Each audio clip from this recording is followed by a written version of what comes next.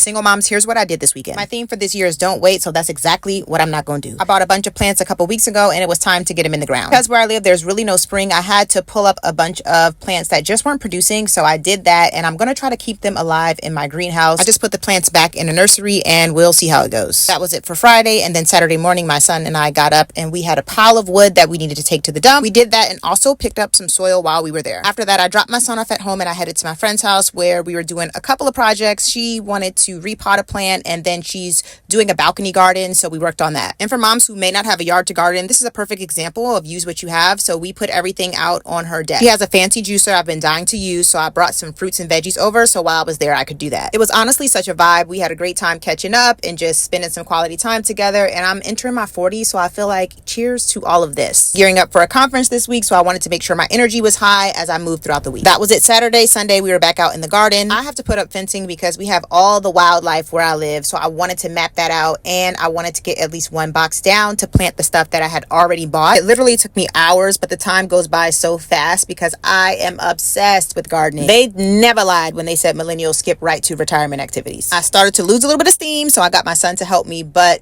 I managed to get cucumbers, zucchini, and I think watermelons in the ground. So all in all, it was a really successful weekend, and I cannot wait for this week. The conference I'm headed to should be a really good time.